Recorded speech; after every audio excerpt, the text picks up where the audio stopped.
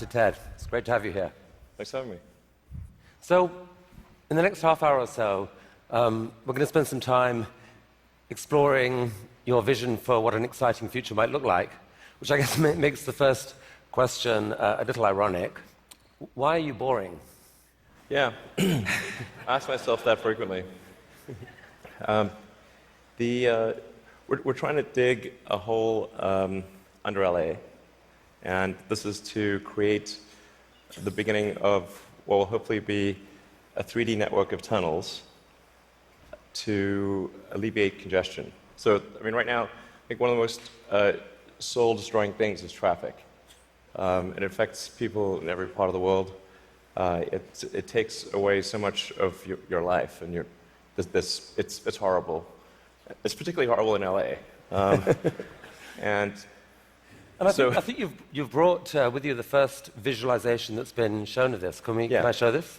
Yeah, absolutely. So this is the first time, we're just to sort of show what we're talking about. So there are a couple of key things that are important in having a 3D tunnel network. First of all, you have to be able to integrate the entrance and exit of the tunnel seamlessly into the fabric of the city. So by having an elevator, sort of a car skate that's on an elevator, you can integrate the entrance and exits to the tunnel network just by using 2 parking spaces. And then the car gets on a skate. There's no speed limit here, so we're designing this to be able to operate at 200 kilometers an hour, or about 200 kilometers an hour, or about 130 miles per hour.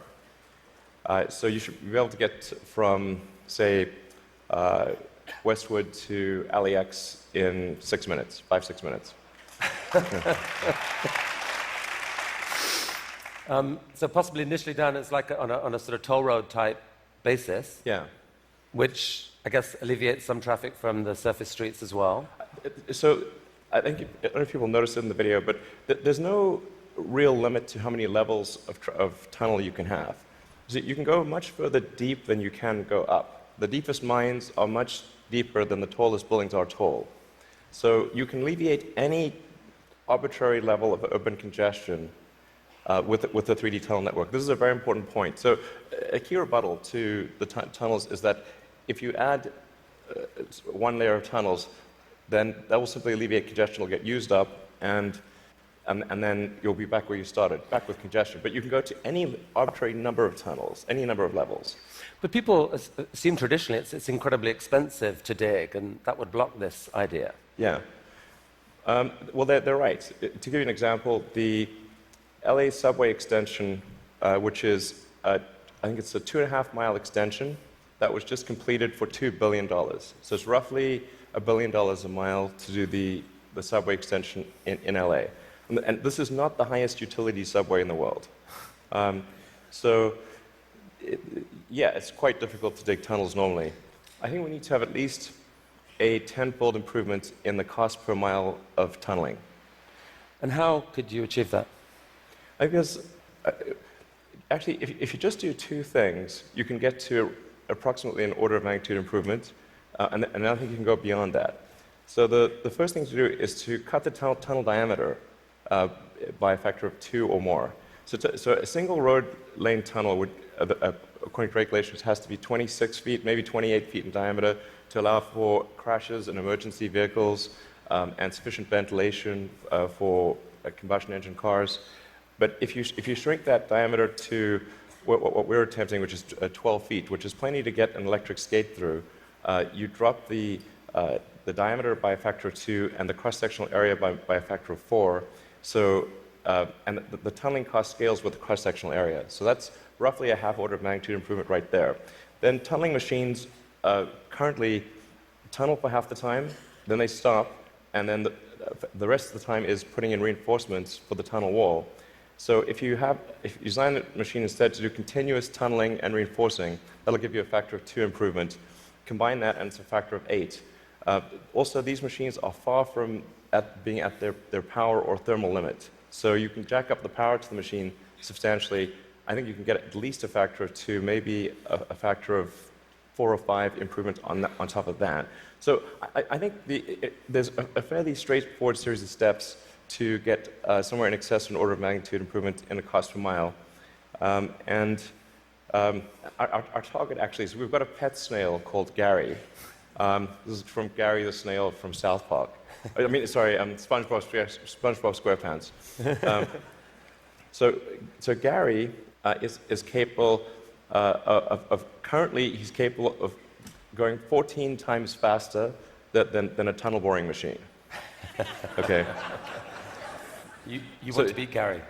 We want to beat Gary. Yeah.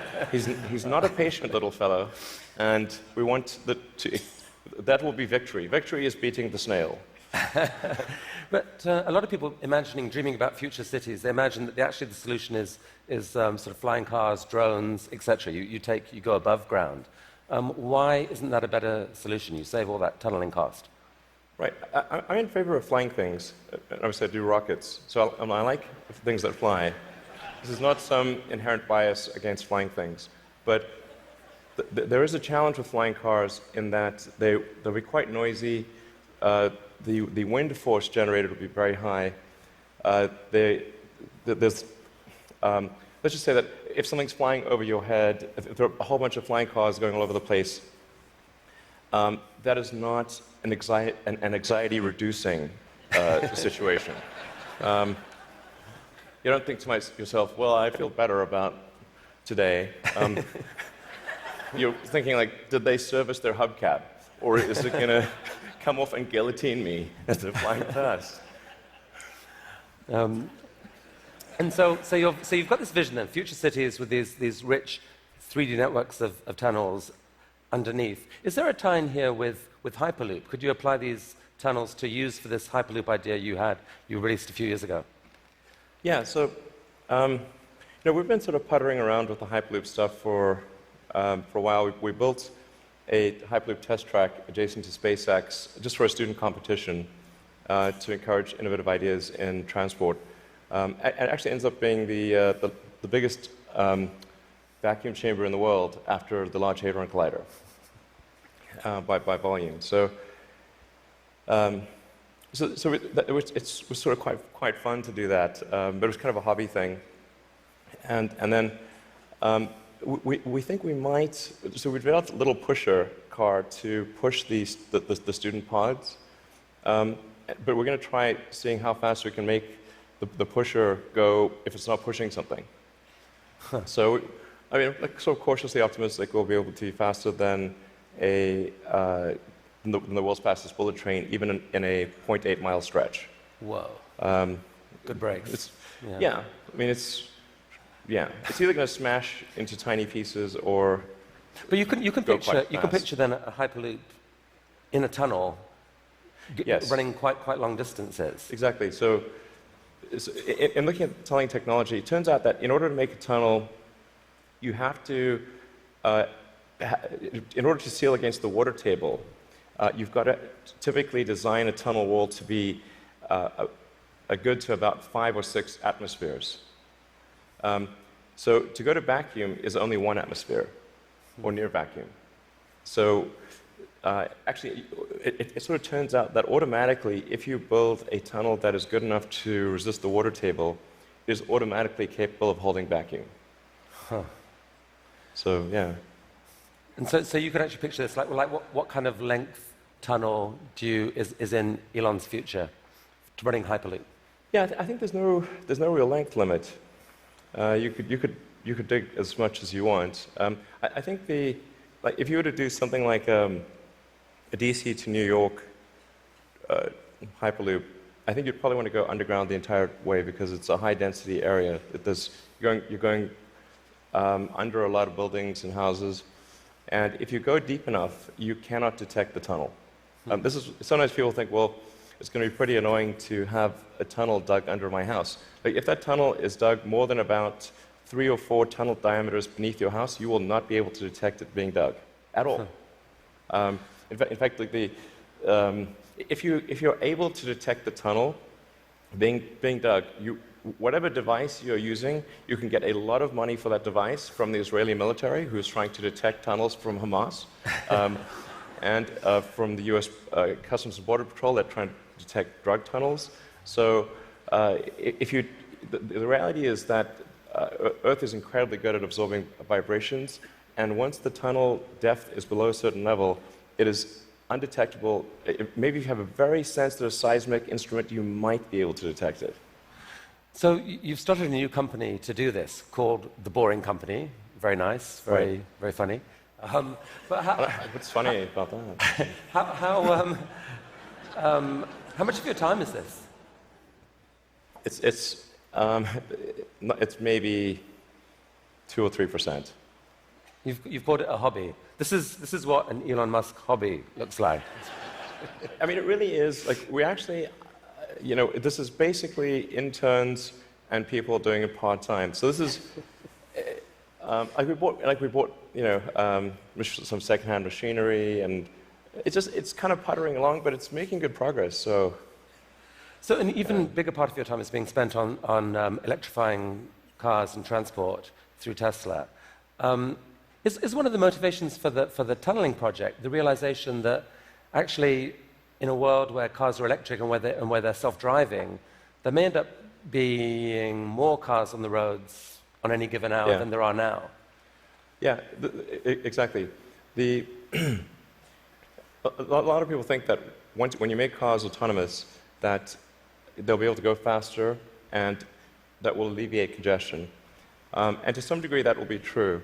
But once you have shared autonomy where it's much cheaper to go by car, and you can go point to point, the affordability of going in a car will be better than that of a bus. Like, it will cost less than a bus ticket. So the amount of driving that will occur will be much greater with shared autonomy, and actually traffic will get far worse. I mean, you started Tesla with the goal of persuading the world that electrification was the future of cars. Yeah. And a few years ago, people were laughing at you. Now, not so much. I mean... Okay. Well, I mean, I don't know. I don't know. But isn't it true that pretty much every auto manufacturer has announced serious electrification plans for the short to medium term future? Yeah. I think almost every automaker has some electric vehicle program. They vary in seriousness. Some are very serious about transitioning entirely to electric, and some are just dabbling in it. And some, amazingly, are still pursuing fuel cells, but I think that won't last much longer.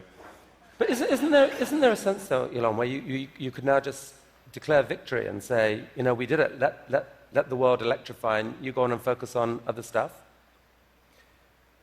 Yeah. I intend to stay with Tesla as far into the future as I can imagine. And there are a lot of exciting things that we have coming. We've got, obviously, the Model 3 that's coming soon. We'll be unveiling the Tesla semi-truck. We're going to come to this. So Model 3. So it's supposed to be coming in July-ish. Yeah, it's looking quite good for starting production in July. Yeah. Wow. One of the things that people are so excited about is the fact that it's got autopilot. And you put out this video a while back showing what that technology looked like, or would look like. Yeah. There's obviously autopilot in Model S right now. Yeah. What are we seeing here? Yeah, so this is using only cameras and a GPS. So there's no LiDAR or radar being used here. This is just using passive optical, which is essentially what a person uses. The whole road system is meant to be navigated with passive optical or cameras. And so once you solve cameras or vision, then autonomy is solved. If you don't solve vision, it's not solved. So that's why our focus is so heavily on having a vision neural net that's very effective for road conditions. Right. Many other people are going the LiDAR route. You want cameras plus radar is most of it. You can absolutely be superhuman with just cameras. Like, you could probably do 10 times better than humans with just cameras. So the new cars being sold right now have eight cameras in them. That they can't yet do what that showed. When will they be able to? I think we're still on track for being able to go cross-country from LA to New York by the end of the year, fully autonomous. And Okay, so a car, by the end of the year, you're saying someone's going to sit in a Tesla without touching the steering wheel, tap in New York, off it goes, Yeah. won't have to ever touch the wheel by the end of 2017. Yeah, essentially November or December of this year, we should be able to go from, all the way from a parking lot in California to a parking lot in New York, no controls touched at any point during the entire journey. And amazing. But part of that is possible because you've already got a fleet of Teslas driving all these roads. You're accumulating a huge amount of data of that national road system. Yes, the thing that will be interesting is that I'm actually fairly confident it will be able to do that route even if you change the route dynamically. So, like it's fairly easy. Or if you say I'm going to be really good at one specific route, that's one thing. But it should be able to go really be very good. Certainly, once you enter a highway, to go anywhere on the highway system in a given country. So it's not sort of limited to LA, New York. We could change it and make it Seattle, Florida, that day, or in real time. So you were going from LA to New York, now go from LA to Toronto. So leaving aside regulation for a second, in terms of the technology alone, the time when someone will be able to buy one of your cars and literally just take their hands off the wheel and go to sleep and wake up and find that they've arrived, how far away is that to do that safely? I think that's about 2 years. So the real trick of it is not, how do you make it work, say 99.9% of the time? Because if a car crashes, say 1 in 1,000 times, then you're probably still not going to be comfortable falling asleep. That's, you shouldn't be, certainly. But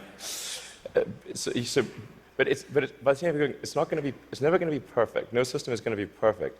But if you say it's perhaps, the car is unlikely to crash in 100 lifetimes or 1,000 lifetimes, then people are like, okay, wow, if I would live 1,000 lives, I would still most likely never experience a crash, then that's probably okay. To sleep. Maybe, I guess a big concern of yours is that people may actually get seduced too early to think that this is safe, and that you'll have some horrible incident happen that puts things back. Well, I think that the autonomy system is likely to at least mitigate the crash, except in rare circumstances. The thing to appreciate about vehicle safety is this is probabilistic. Right. So that there's some chance that anytime the human driver gets in the car that they will have an accident. That is their fault. It's never zero. And so the key threshold for autonomy is how much better does autonomy need to be than a person before you can rely on it. But once you get that literally safe hands-off driving, the power to disrupt the whole industry seems massive, because at that point you've spoken of people being able to buy a car, drops you off at work, and then you let it go and provide a sort of Uber-like service to other people, earn you money, maybe even cover the cost of your lease of that car. Exactly. So you can kind of get a car for free. Is that really likely? Yeah, absolutely. This is what will happen. So there will be a shared autonomy fleet where you buy your car and you can choose to use that car exclusively. You could choose to have it be used only by friends and family, only by 5-star other drivers who are rated 5-star. You can choose to share it sometimes, but not other times. That's 100% what will occur. It's just a question of when. Wow. So you mentioned the semi, and I think you're planning to announce this in September, but I'm curious whether there's anything you could show us today. I will show you a teaser shot of the truck. Teaser shot. It's live. Okay. No, that's definitely a case where we want to be cautious about the autonomy features. Yeah. Because we can't see that much of it. It doesn't look like just a little friendly neighborhood truck. It looks kind of badass. What sort of What sort of semi is this? So this is a heavy-duty, long-range semi-truck. So it's like the highest weight capability and with long range. So essentially, it's meant to alleviate the heavy-duty trucking loads. And this is something which people do not today think is possible, because think the truck doesn't have enough power or it doesn't have enough range. And then with the Tesla Semi, we want to show that no, an electric truck actually can out-torque any diesel semi. And if you had a tug-of-war competition, like the Tesla Semi will tug the diesel semi uphill. Okay. That's pretty cool. And short term, these aren't driverless. These are going to be trucks that truck drivers want to drive. Yes. No, so what will be really fun about this is you have a flat torque RPM curve with an electric motor, whereas with a diesel motor or any kind of internal combustion engine car, you've got a torque RPM curve that looks like a hill. So this will be a very spry truck. You could drive this around like a sports car. There's no gears. It's like single speed. So there's a great movie to be made here somewhere. I don't know what it is, and I don't know that it ends well, but it's a great movie. I mean, it's quite bizarre test driving when I was driving the test prototype for this truck. It's really weird because you're driving around and you're so nimble, and you're in this giant truck. Wait, you've already driven a prototype? I drove it around the parking lot, and I was like, this is crazy. Wow. This is not vaporware. This is like wow. Driving this giant truck and sort of making these mad maneuvers. This is cool. Okay, from a really badass picture to a kind of less badass picture, this is just a cute house from Desperate Housewives or something. What on earth is going on here? Well, this illustrates the picture of the future that I think is how things will evolve. You've got an electric car in the driveway. If you look in between the electric car and the house, there are actually 3 power walls stacked up against the side of the house, and then that house roof is a solar roof. So that's an actual solar glass roof. Okay, so that's a picture of a real. Admittedly, it's a real fake house. That's a real fake house. So these roof tiles, some of them have in them basically solar power, the ability to.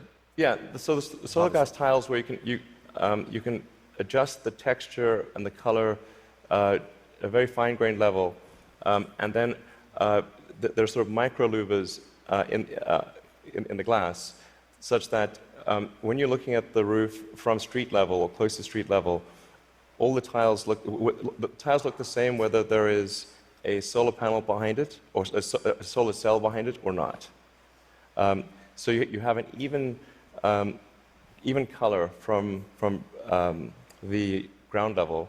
If you were to look at it from a helicopter, you would be actually able to look through and see that some of the glass tiles have a solar cell behind them and some do not. Right. You put them in the ones that are likely to see a lot of sun. Yes.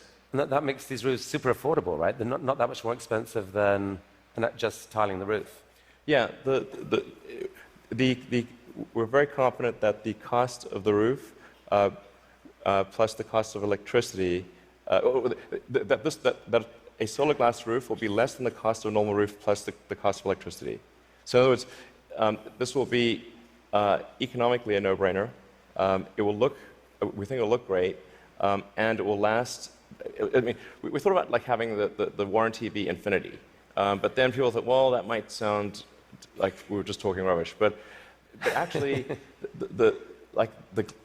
this is toughened glass. Like well after the house has collapsed, and there's nothing there, the roof the glass tiles will still be there. Okay, so I think you're rolling. I mean, this is cool.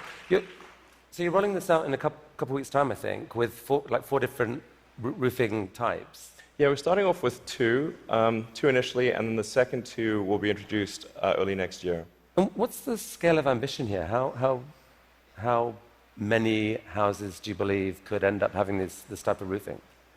I mean, I think eventually almost all houses will have a solar roof. No, the thing is to consider the time scale here to be probably on the order of 40 or 50 years. So on average, a roof is replaced every 20 to 25 years.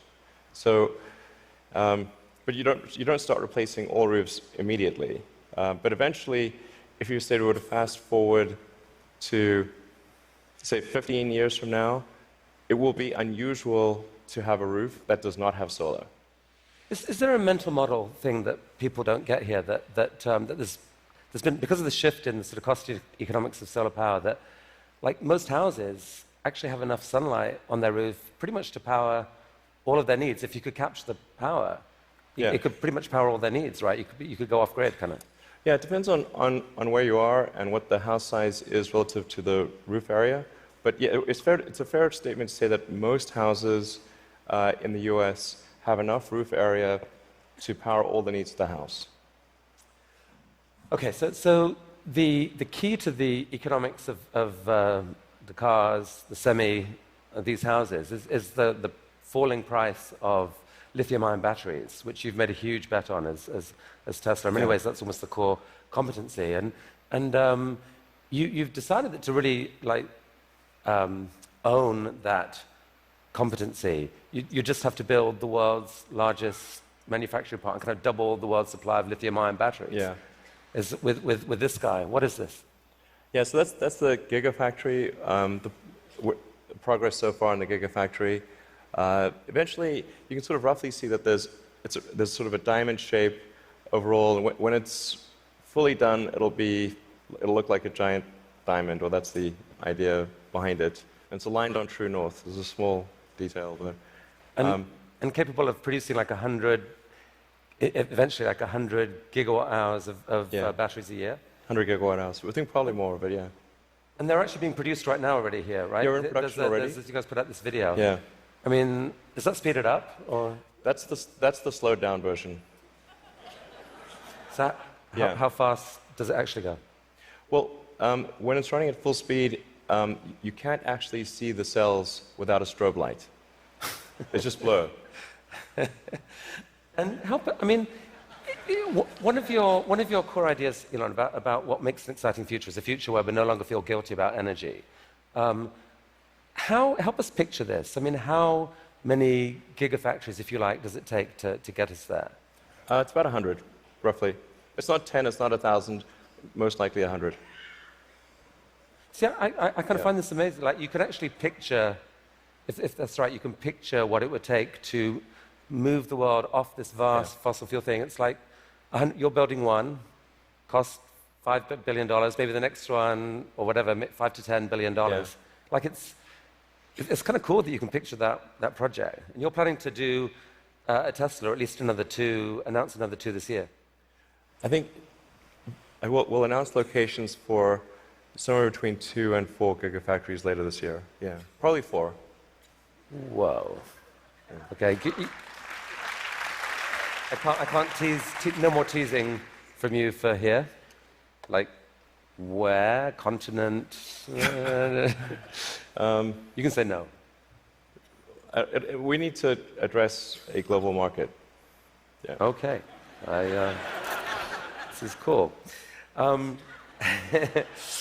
I think we should talk for global market. So I have to ask you one question. I'm going to ask you one question about politics. Only one. I'm kind of sick of politics, but I do need to ask you this.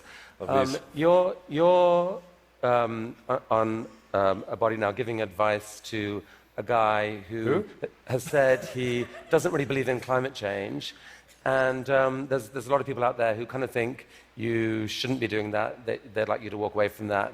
What would you say to them? Well, I think that there's... First of all, I'm just on 2 advisory councils where the format consists of going around the room and asking people's opinion on things. And so there's like a meeting every month or 2. That's the sum total of my contribution. But I think to the degree that there are people in the room who are arguing in favor of doing something about climate change, or other social issues, I've used the meetings I've had thus far to argue in favor of immigration and in favor of climate change. And if I hadn't done that, that wasn't on the agenda before. So maybe nothing will happen, but at least the words were said. Okay. So let's talk SpaceX and Mars. Last time you were here, you spoke about this, what seemed like a kind of incredibly ambitious dream to develop rockets that are actually reusable. And you've only gone and done it. Yeah. I mean, talk us through this. What took a long are we time. looking at here? Yeah, so this is one of our rocket boosters coming back from very high and fast in space. So it just delivered the upper stage at high velocity. I think this may have been a sort of a Mach 7 or so delivery of the upper stage. Yeah. So that was a sped up. That's the slowed down version. Yeah. That was the sped up version. But I mean, that's amazing. And several of these failed before you finally figured out how to get to do it. But now you've landed. You've done this 5 or 6 times. I think we're on 8 or 9 or something. Yeah. And for the first time, you've actually reflown one of the rockets that landed. So we landed the rocket booster and then prepped it for flight again and flew it again. So it's the first reflight of an orbital booster where that reflight is relevant. So it's important to appreciate that reusability is only relevant if it is rapid and complete. Right. So like an aircraft or a car, the reusability is rapid and complete. You do not send your aircraft to Boeing in between flights. Right. So this is allowing you to dream of this really ambitious idea of sending many people to Mars in 10 or 20 years time, I guess. Yeah. In the next 20 years. And you've designed this outrageous rocket to do it. Help us understand the scale of this thing. Well, I think visually you can see that's person. Yeah, and that's the vehicle. So if that was a skyscraper, that's like a 40. Did I read that? 40 stories. Yeah, maybe a little more. Yeah. The thrust level of this is really this configuration is about 4 times the thrust of the Saturn V moon rocket. 4 times the thrust of the biggest rocket humanity ever created before. Yeah. I mean, as one does. Yeah. I mean, in units of 747, 747 is only about a quarter million pounds of thrust. So there are for every 10 million pounds of thrust, there's 47. So this would be the thrust equivalent of 120 747s, with all engines blazing. And so even with a machine designed to escape Earth's gravity, I think you told me last this thing could actually take a fully loaded 747, people, cargo, everything, into orbit. Exactly. This can take a fully loaded 747 with maximum fuel, maximum passengers, maximum cargo on the 747. This can take it as cargo. So based on this, you presented recently this interplanetary transport system, which is visualized this way. And this is a scene you picture in 30 years' time, 20 years' time? People walking into this rocket. I mean, I'm hopeful it's sort of in the 8 to 10 year time frame. Aspirationally, that's our target. Our internal targets are more aggressive, but I think,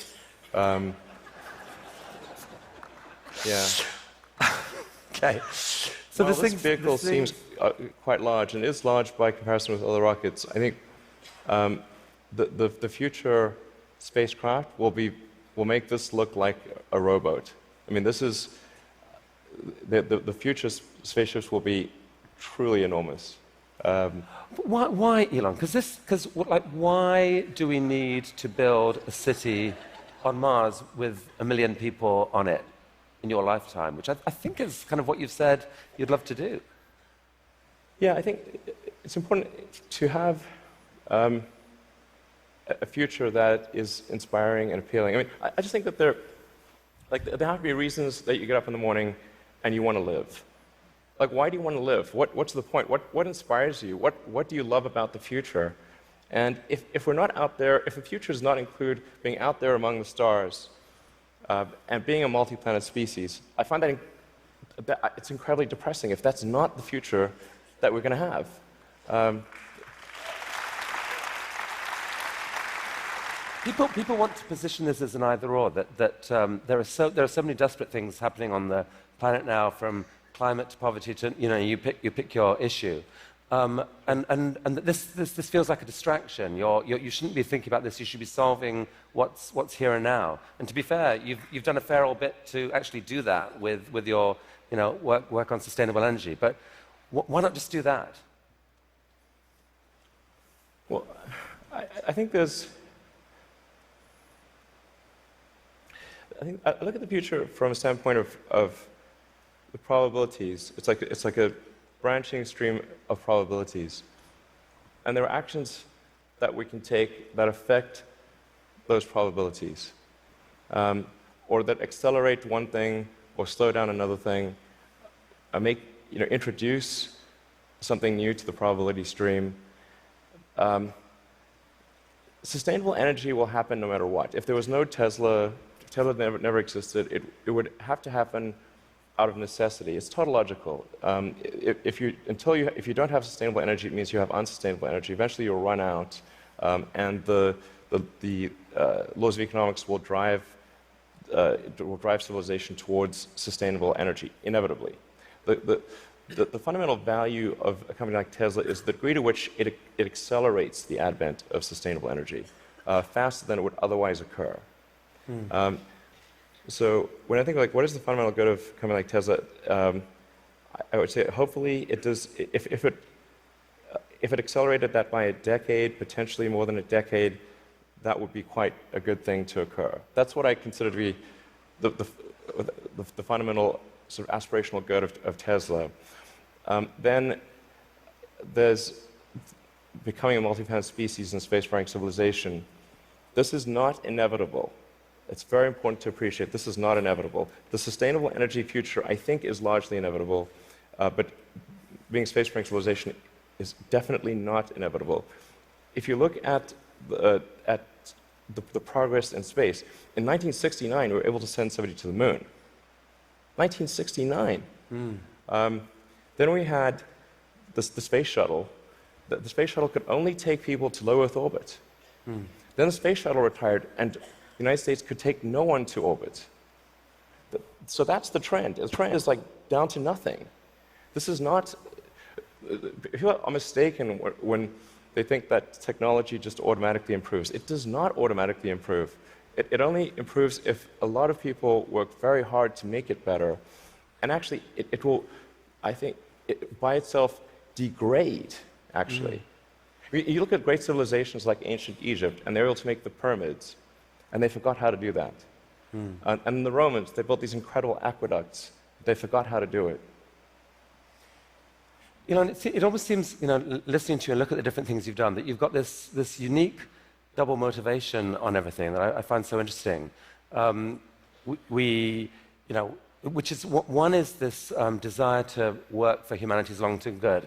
The other is this desire to do something exciting. And it's often, it feels like you feel like you need the one to drive the other. With Tesla, you want to have sustainable energy, so you make these super sexy, exciting cars to do it. Solar energy, we need to get there, so we need to make these beautiful roofs. We haven't even spoken about your newest thing, which we don't have time to do, but you want to save humanity from bad AI, and so you're going to create this really cool brain-machine interface to give us all infinite memory and telepathy and so forth.